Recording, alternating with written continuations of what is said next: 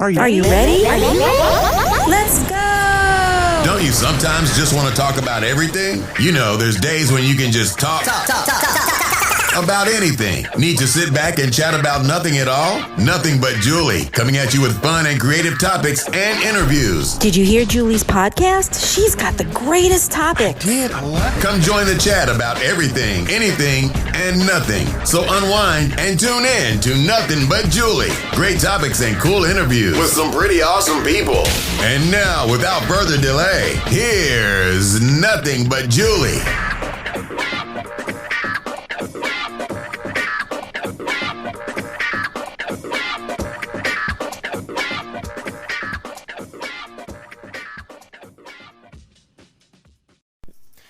Well, hello, everybody. Thank you so much for joining me. I am your host, Julie Schrager, with the podcast Nothing But Julie. I hope that everyone out there in podcast listening land is doing great. I am doing very well. We just had a 3-day weekend, and we gave thanks to our veterans, our amazing, amazing veterans,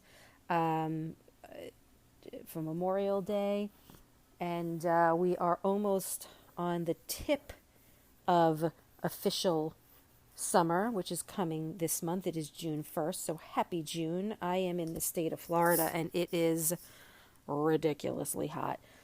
It's been crazy hot all of May, but the upside of that is that it's been really beautiful at night. So it's kind of right now, can't really do much during the day, even though I still try. The humidity is sickening, but it is now officially the start of hurricane season. So, we had to get our hurricane haircut. And by that, I mean we cut down, all the palm trees and other trees that need to be cut so they don't get uprooted or die or get cracked in half, and just getting ready for the hurricane season, which I am hoping is quiet, even though yet again I have heard this is going to be a very disruptive hurricane season, but they say that all the time and then it's nothing.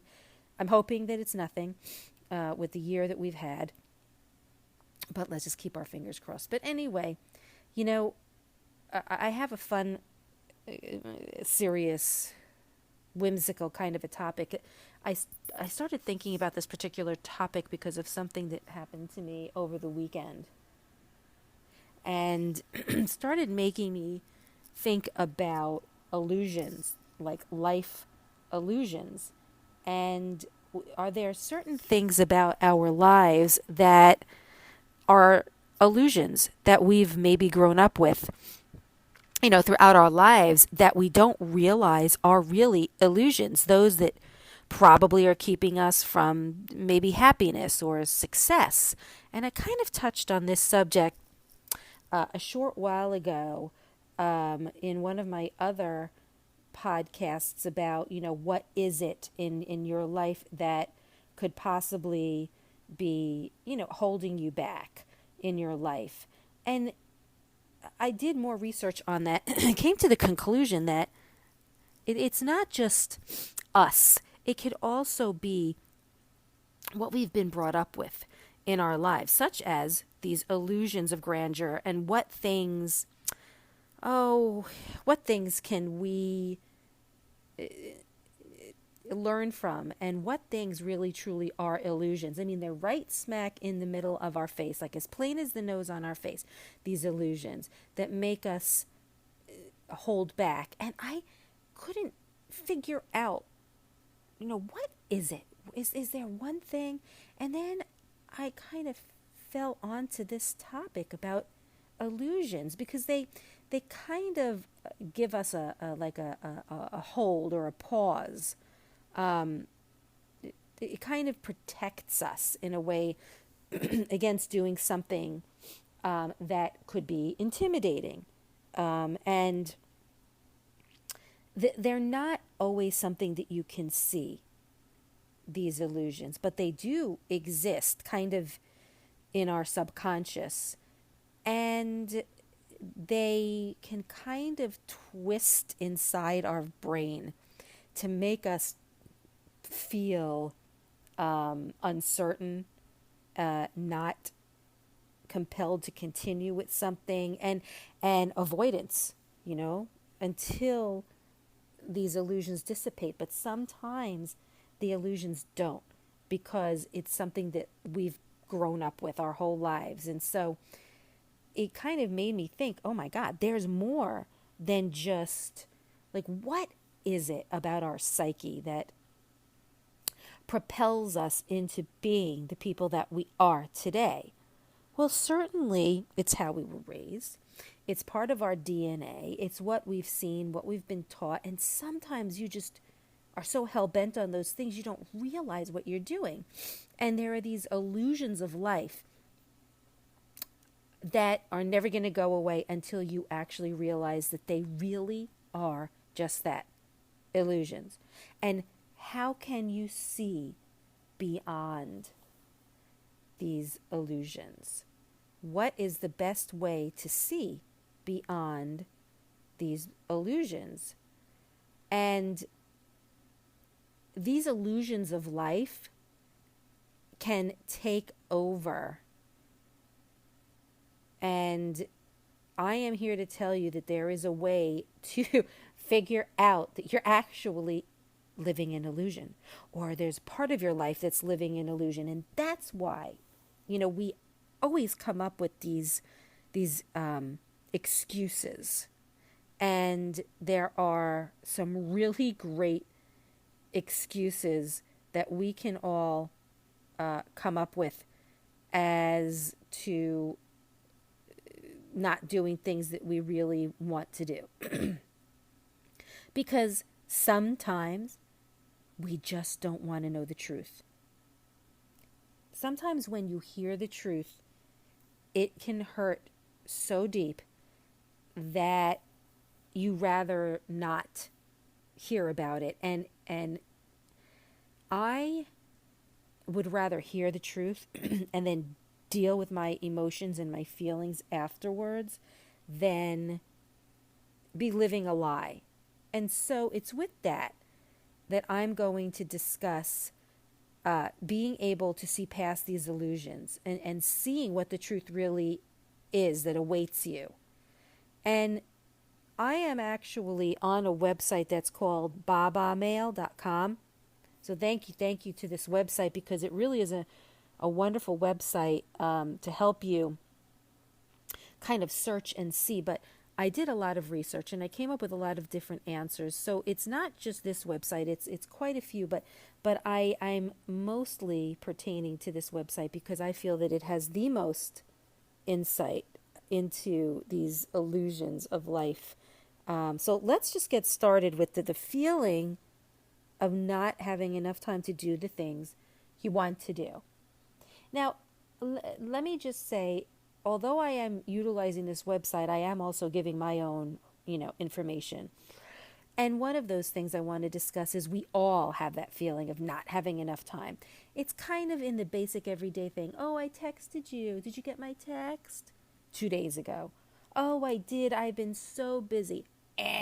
Bullshit. I am calling bullshit on that. And why? You always have time. You see, you don't have to be a really good time manager to fit things in. It's just that you don't want to. And that is the very simplified answer. If you're getting a phone call or a text and you're avoiding it, it's because of just that. You're avoiding it. What are your reasons for avoidance? You just not like that person? Is that person annoying to you? Are you trying to find a way out of the relationship? But instead of doing the right thing, you create these illusions of not having enough time. And then you start believing your own bullshit. I've always had enough time in my life to do the things that I haven't done, or things that I've said I can't do.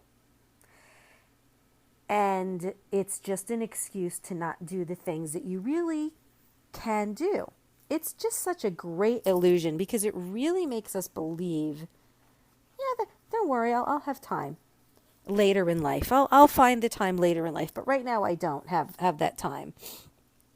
It's because this illusion makes time almost relative. Like having 1 or 2 free hours a day can seem as though you have time to do everything you want to. But to someone else, it can seem like time to devote to what is important to that person. For example, if I have 1 hour, I might devote that time to returning emails, texts, phone calls, making appointments, so on and so forth. Someone else might utilize that time as a way to literally just hide themselves from the world and, kind of burrow themselves for that hour. It's how you look at it. It's all an illusion. It's all an illusion. See, the secret to understand what is truly important to yourself and what's not is, and how to actually put that in your routine each day. It's extremely important to understand what's important to you and what's not. You can sit and watch a series on Netflix with your significant other, your spouse, your sister, your brother, your mother, whatever, versus going on to Facebook or Snapchat or Instagram or TikTok. It's a question of what your priorities are. And if someone who texted you 2 days ago that's literally been waiting for you to answer them, that can take less than 10 seconds, is not a priority to you. Okay?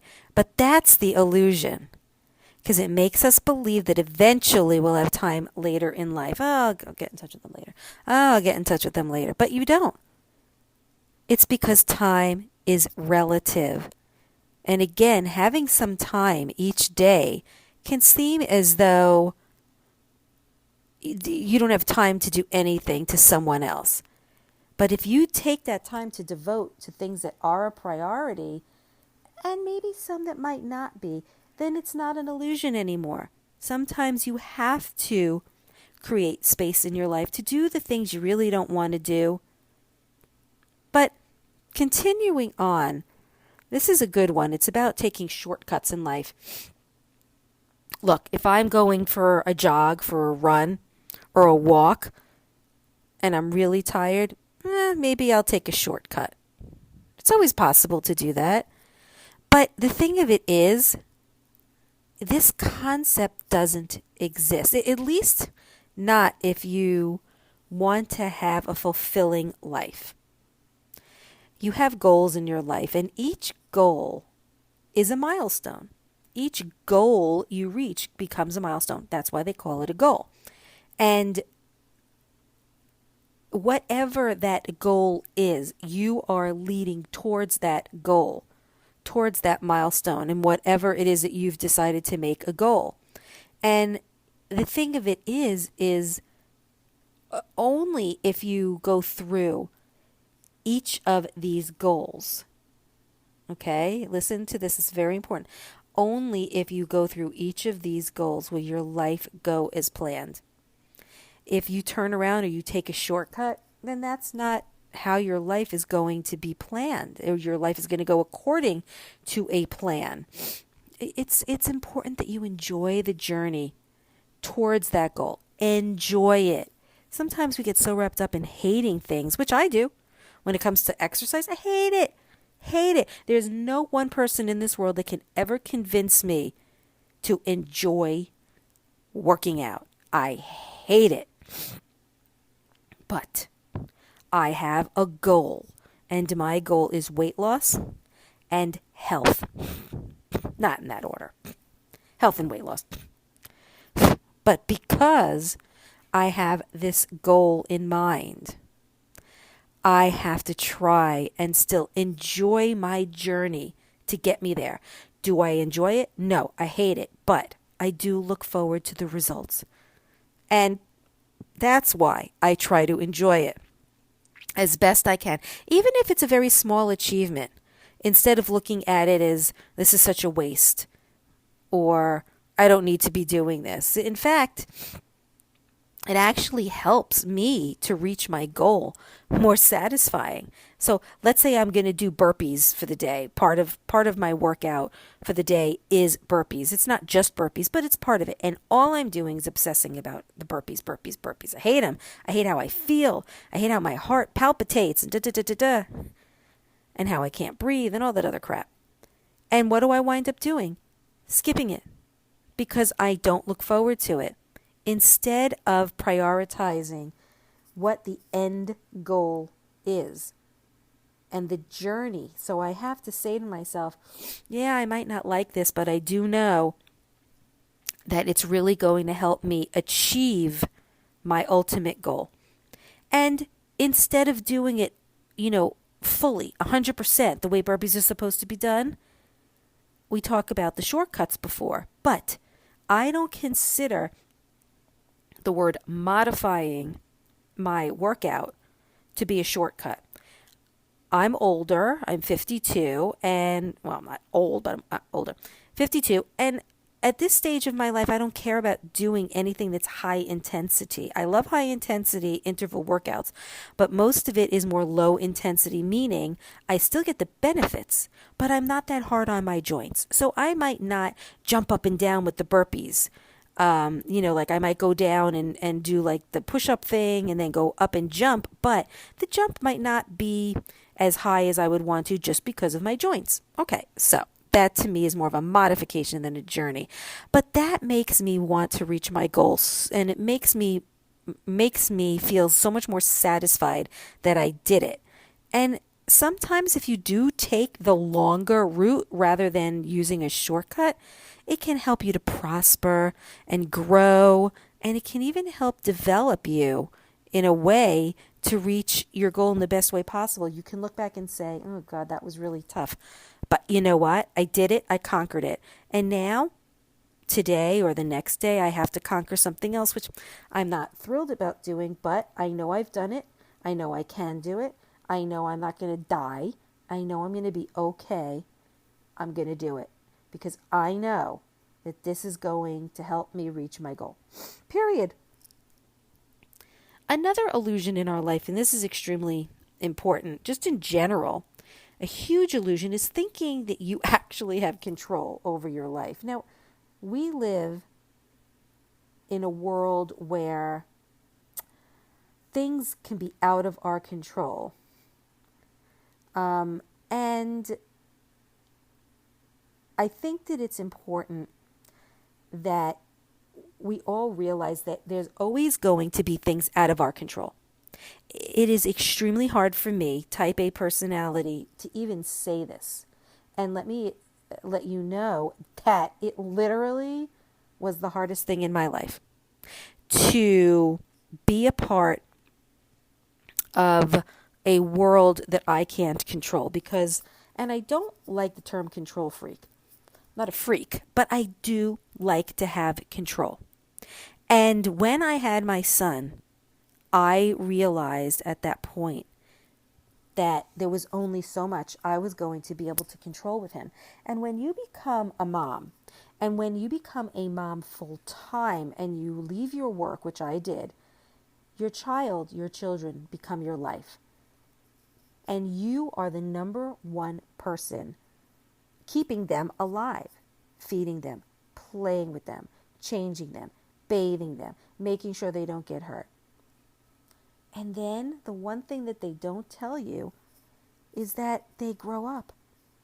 And all the things that you helped them with and that you taught them, they're now going to utilize to help them with their lives. But you don't think about that at the time. All you think about is, oh my God, there goes my son who I just taught how to ride a bicycle, 2 wheels, and there he goes off on his own down the street to his friend's house. And all of a sudden you're like, wait a minute, he's not home with me where I can see him, where I can manage him. All of a sudden, step one, you have just lost control over the ability to know what is going on with your son every second because he's now at a friend's house.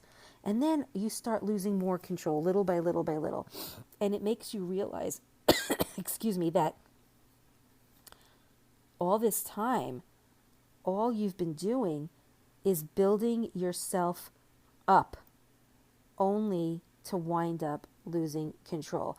It's like God is going, ha ha ha, I'm going to give you all the tools you need in your life to be in control, and then I'm going to snatch them away from you little by little, year after year after year after year, until you don't have any more control. And it's a real shitty thing to do to someone, especially someone who was already born with needing control. So to learn that that's been an illusion, having control over my life, was very frightening for me. Who wants to hear that you have no control over anything in your life? I mean, the only thing you really have control over are your thoughts. That's really it. No matter how much you think you have control over certain things, you don't. And those thoughts, though, can make you look at things in a positive or a negative way. It's like your phone having access to the internet, but your phone doesn't control the whole network. You can only see what is put on the internet. You don't have control of finding all the information you want to find in this virtual space, right?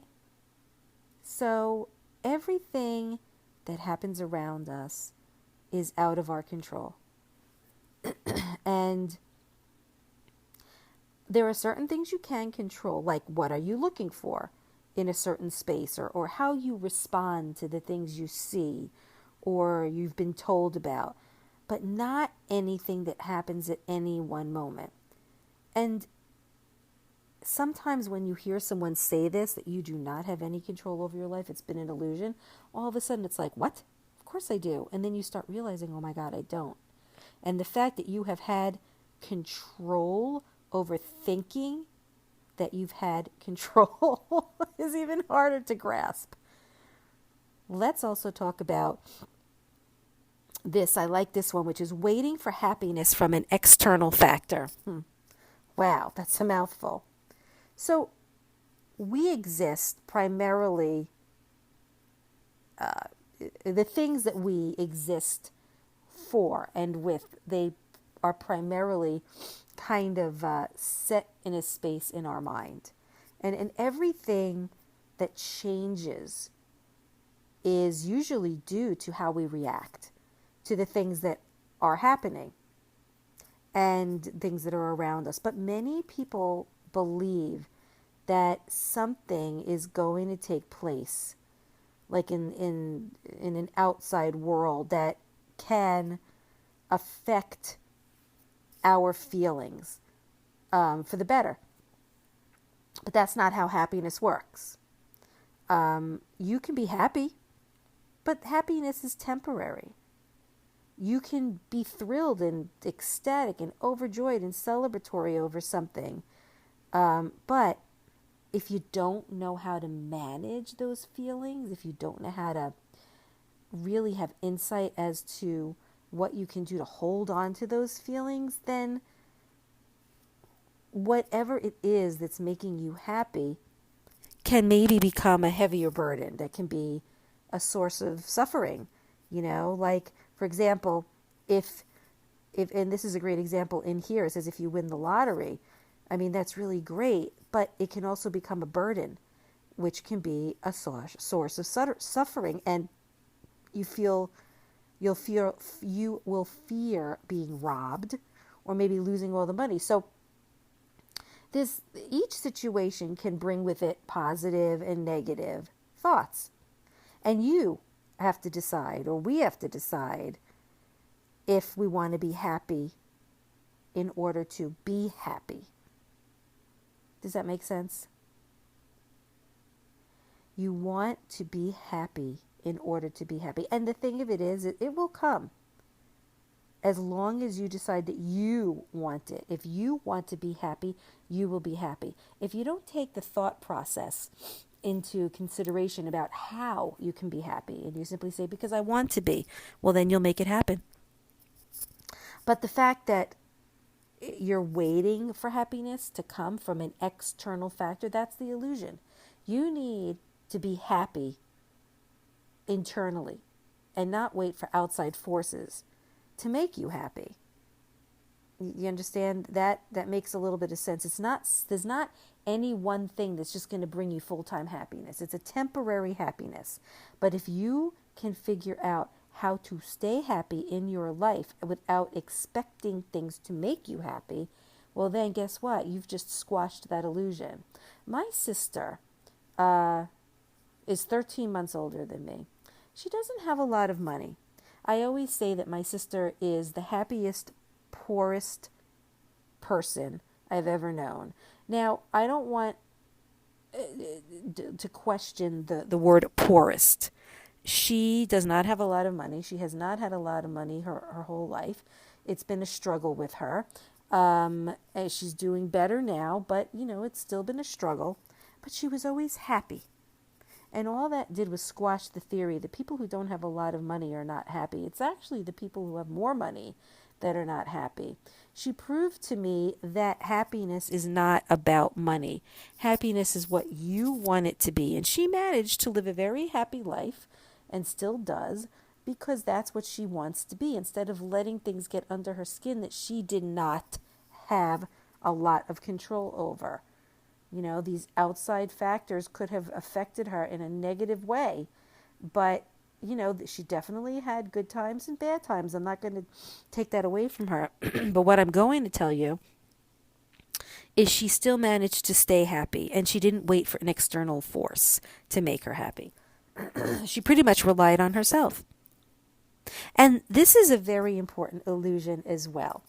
Attempting to control other people. Now, I learned this the hard way.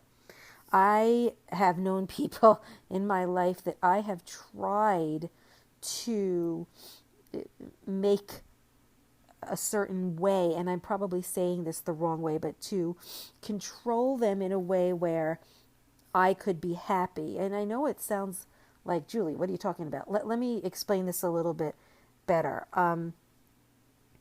There have been times where I have wanted to make, let's say, a friend become a better friend to me.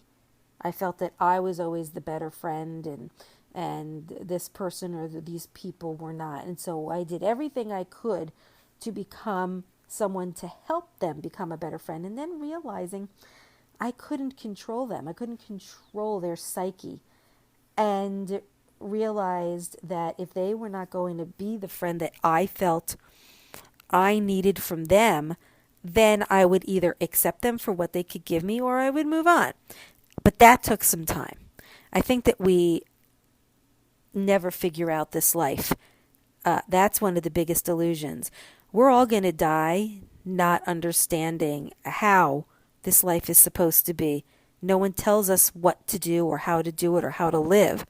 And the psyche, the human psyche is afraid of change. We don't like it. No matter how much you say you do, sometimes you just like that comfort feeling. Because regular routines keep us confident.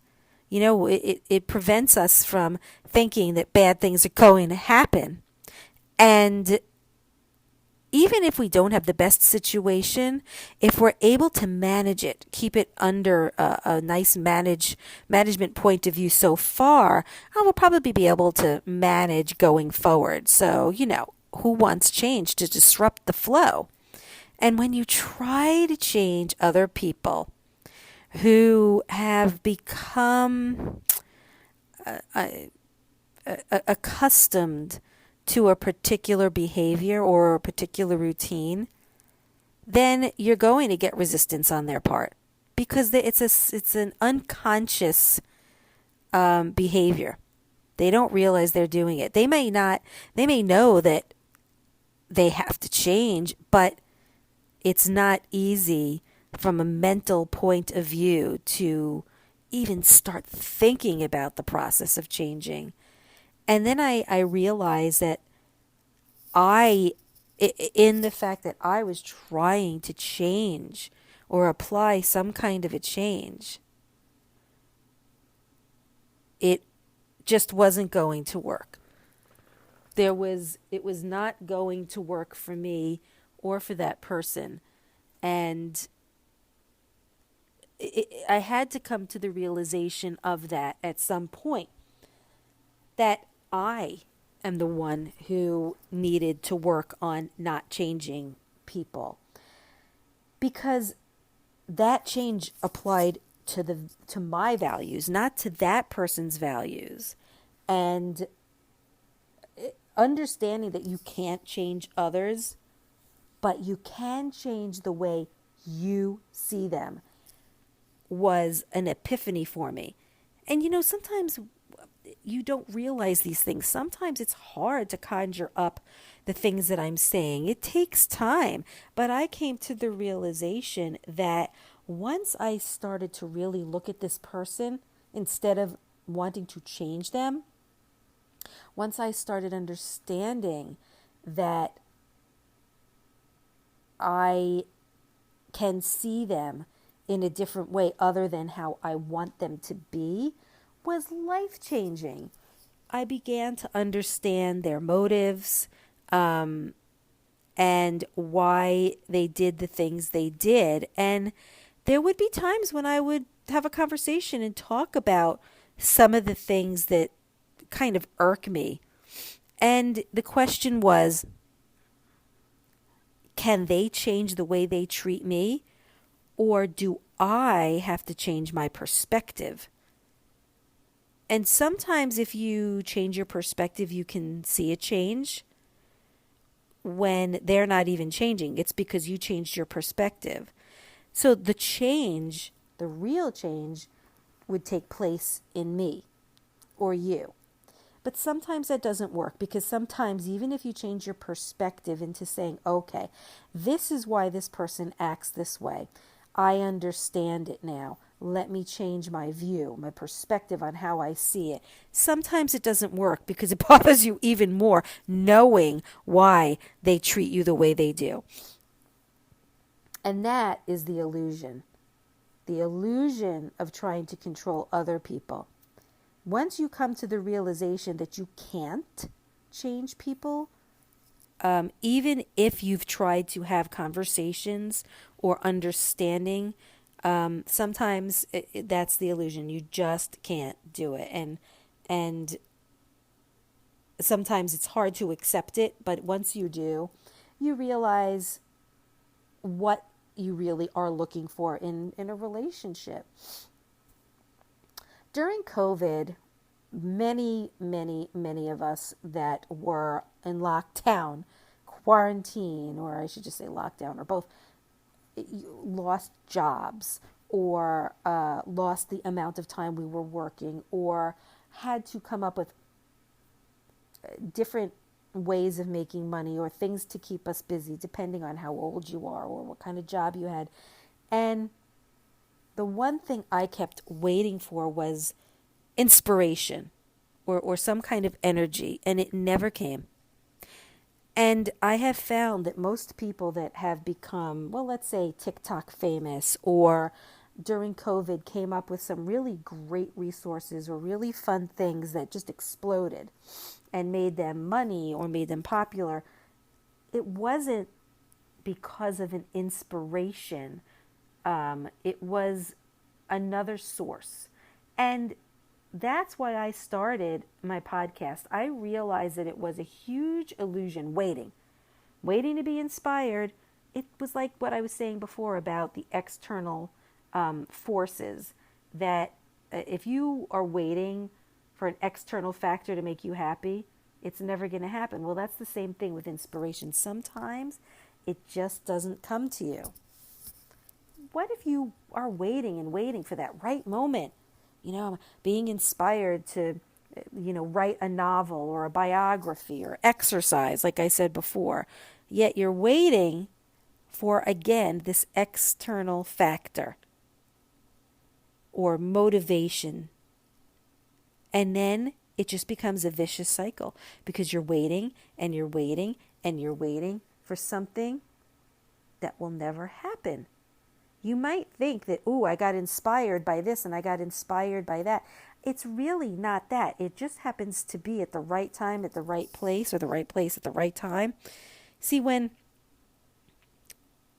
you have external elements that you're waiting for these external elements, and they never show up because they can only come through something that begins with you. That's why I'm saying you might see it as, oh my God, I got inspired by watching, the guy at the pizzeria, making dough, and I realized maybe I could come up with a great gluten-free dough. Well, guess what? It wasn't the pizza person that was an inspiration. It was you who went to go get the pizza.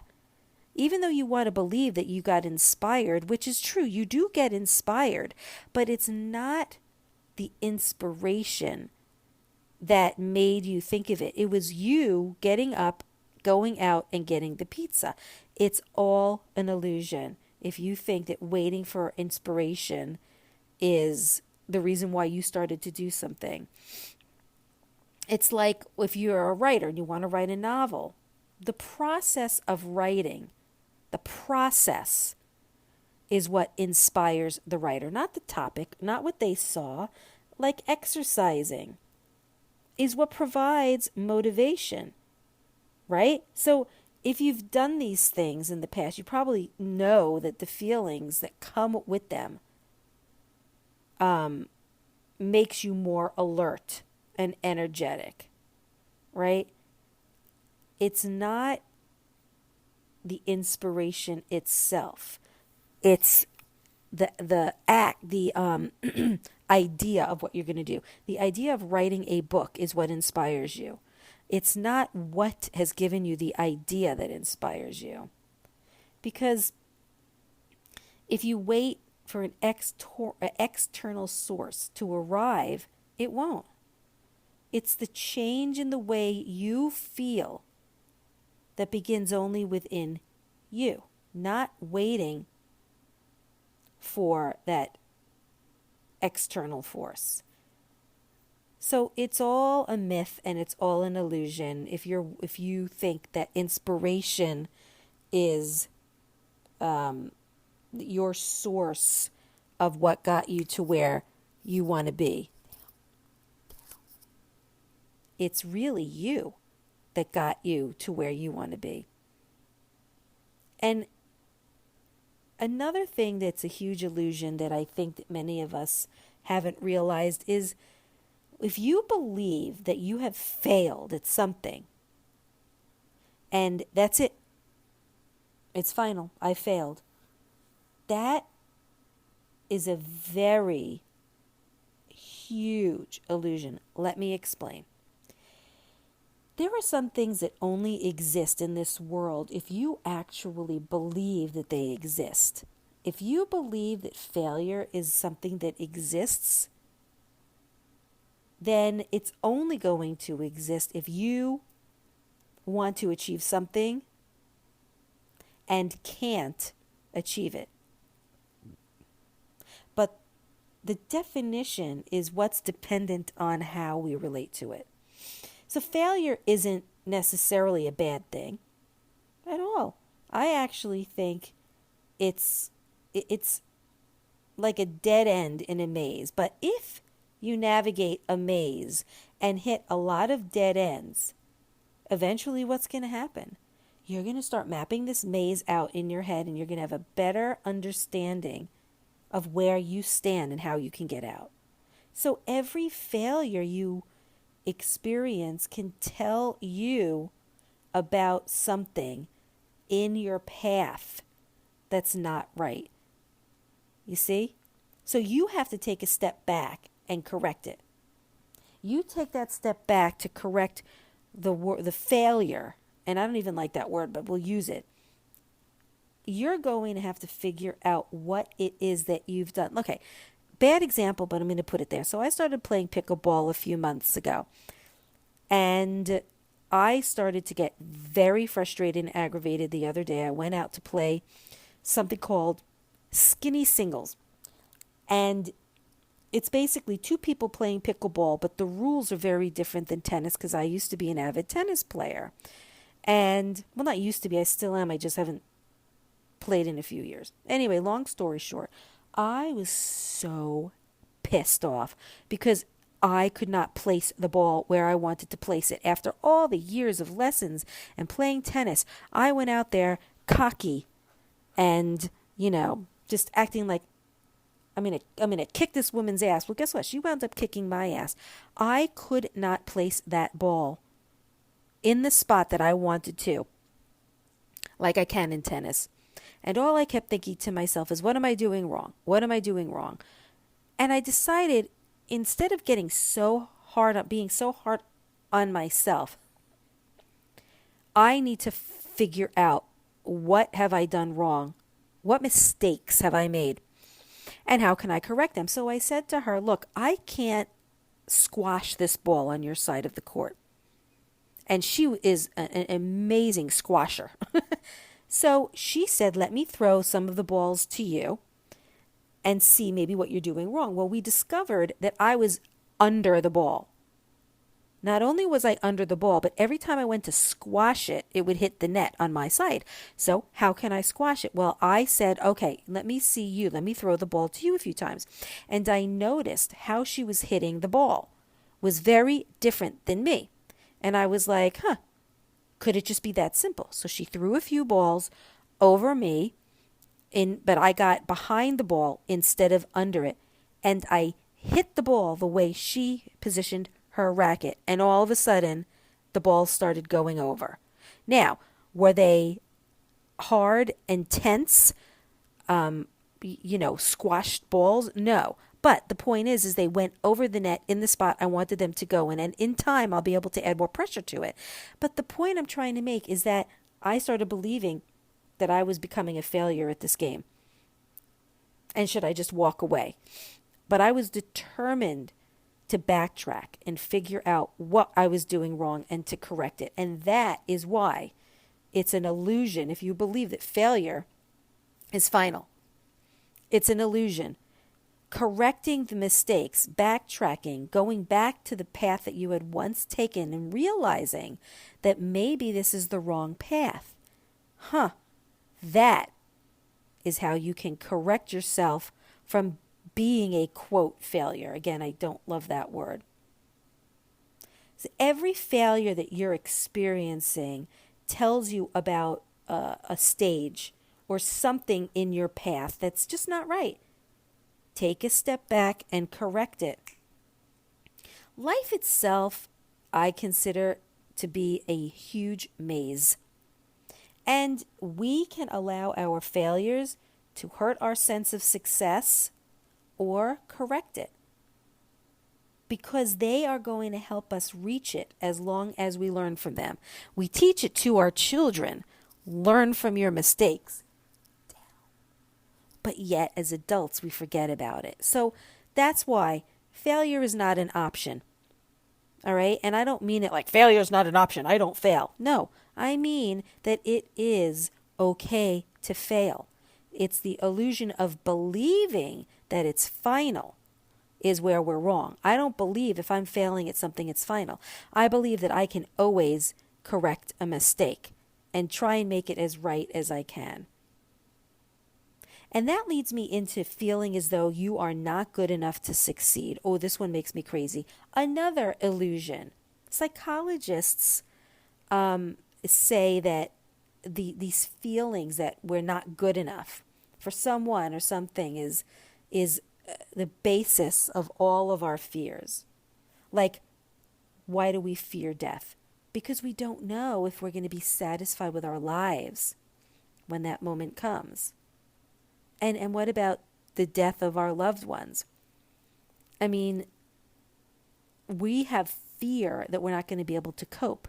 It's the fear that blindsides us. And those are extreme examples of fears that exist in people's lives. But it happens also with any other fear. And there is a test that can help you know whether you'll be able to deal with, a situation well or not. And it's just asking yourself if you are already in a situation that you think you can't handle. And if you answer yes, then that means you can get through it. See, you're asking yourself, are you in a situation that you think you can't handle? Now, again, let's not do that whole controlling thing. Well, I can control everything. No, be real.